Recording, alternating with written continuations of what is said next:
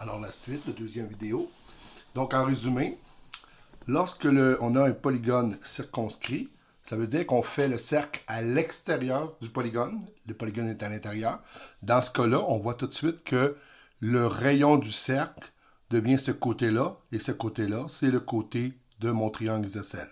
Donc, R mesure les côtés iso d'un triangle isocèle. C'est la mesure des côtés iso. Tandis que si on fait un cercle inscrit dans un polygone, donc dans ce cas-ci, on fait le cercle à l'intérieur du polygone, bien dans ce cas-ci, le rayon devient l'apothème. L'apothème, c'est partir du centre et frapper le côté opposé en plein milieu. Finalement, c'est la hauteur du triangle isocèle. Maintenant, je vais effacer tout ça. Tout, tout. C'est merveilleux.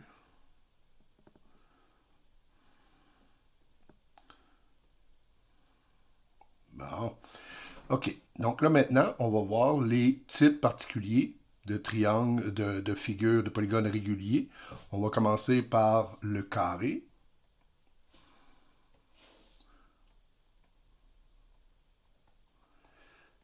Alors, le carré, on place son centre et on voit que je suis capable de faire 4 triangles isocèles. Chaque triangle isocèle, on l'appelle un gone. Donc, un carré, en réalité, c'est un 4 cônes. Faisons maintenant le triangle équilatéral. Donc, dans un triangle équilatéral, j'ai un centre. Et si je relie les sommets, j'ai 1, 2, 3 cônes. Donc, un triangle équilatéral s'appelle un 3 cônes. Donc, on voit que je pourrais continuer. J'ai fait déjà le pentagone. Et là, je pourrais aller à l'octogone, l'hexagone, toutes les autres. À un moment donné, c'est une question que ça devient trop difficile à dessiner. Alors, quand vous aurez les polygones à 52 côtés, 52 est un nombre qui veut dire très grand, ben, vous ne pourrez jamais dessiner le polygone. Donc, il faut réussir à passer à une simplification de l'explication. Alors, ce qu'on va faire à partir de maintenant, on va regarder un gone d'une figure quelconque. Donc, on va parler uniquement des gones à partir de maintenant. On sait que les gones, ce sont ces fameux triangles qui sont tous pareils à l'intérieur d'une même figure, tous des triangles isocèles.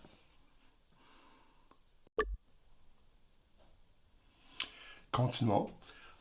Alors là, maintenant, on va parler de les gones et les demi-gones. Alors là, j'ai représenté ici un gone, qui est un triangle isocèle de notre pentagone. Et on va tracer une hauteur.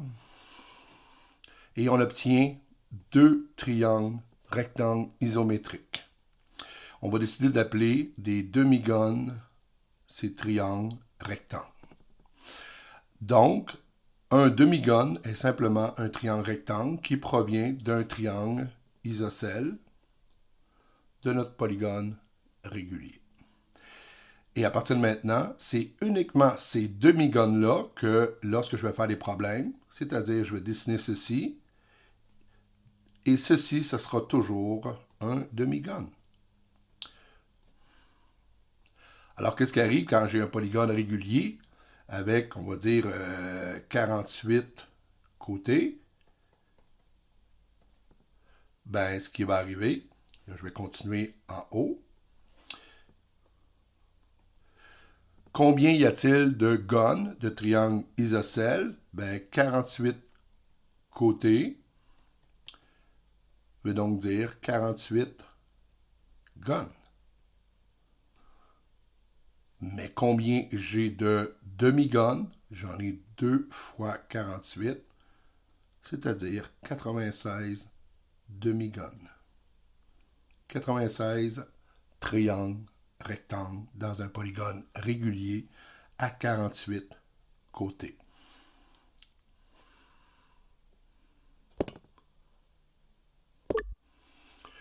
Alors, on est rendu au polygone à n côtés, ça veut dire qu'il peut avoir 200, 300, 1 million de côtés. Il faut être capable de faire le problème. Alors, un polygone à 1000 côtés, par exemple, c'est clair que pour le dessiner, on aurait un sérieux problème. Parce qu'il faudrait faire des côtés, on rajoute un côté, rajoute un côté, rajoute un côté, etc. Ça serait incompréhensible. Alors, ce qu'on va faire, on va simplement se dire la chose suivante. Je vais donner l'exemple avec le pentagone, parce que ça, il faut quand même avoir un exemple visuel pour comprendre ce que je veux dire. Prenons le pentagone.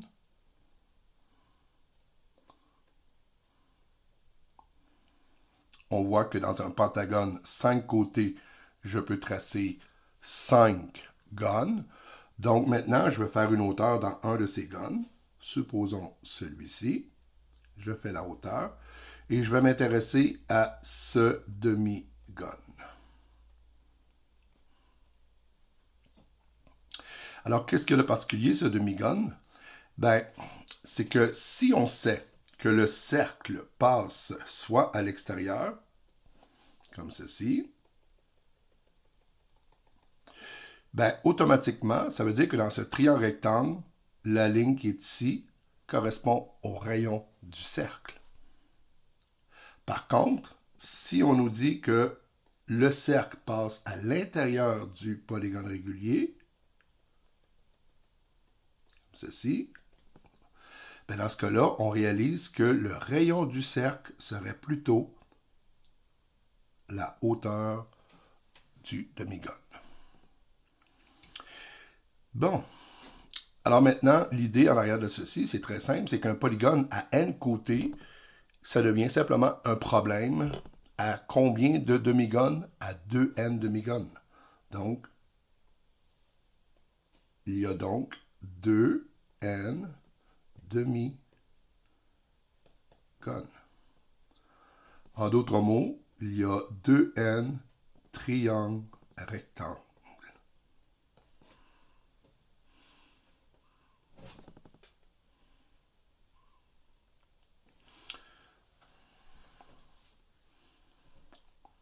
Alors là, maintenant, on va s'intéresser à comment on pourrait trouver des informations sur ces triangles rectangles. On a vu avec SOHCAHTOA que, dans le fond, pour réussir à résoudre un triangle rectangle, je n'ai besoin que de 2 informations, soit 2 côtés, soit un angle et un côté. Alors, bien entendu, ici, si je connais les informations du triangle qui est ici, soit que j'ai le rayon du grand cercle, ou soit que j'ai le rayon du petit cercle, la seule chose qui me manquerait, c'est soit un autre côté, peut-être trouver combien mesure lui, ou je pourrais simplement dire non, je vais plutôt trouver un angle. L'angle qui est ici. Cet angle-là, qu'on va appeler alpha, mais il est très facile à trouver. Parce que faire un tour complet, c'est 360 degrés. Mais cet angle ici se produit combien de fois en tournant? Mais on sait que dans chaque polygone à n côtés, il y aura des gones, il va en avoir n. Dans ce cas-ci, il y a 5 côtés, il y en a 5. Mais on sait que les demi-gones, il va en avoir 2 fois plus, parce que dans chaque gone, il y a un demi-gone. Ce qui veut dire que l'angle qui est ici, c'est simplement 360 degrés divisé par 2n, où n est le nombre de côtés. Tenons l'exemple ici du pentagone. Donc, l'angle qui est ici, l'angle alpha pour un pentagone, ben, ça serait simplement 360 divisé par 2 fois 5, c'est-à-dire 10. On aurait... non, pas 10. 36. On aurait donc 36 degrés pour cet angle ici. Alors là, avec le problème que j'ai l'angle, j'ai un côté ou un autre côté, soit lui ou soit même le côté du pentagone. Ben, avec SOHCAHTOA, je suis capable de finir le problème. On est donc prêt à peut-être faire un exemple. Prochaine vidéo.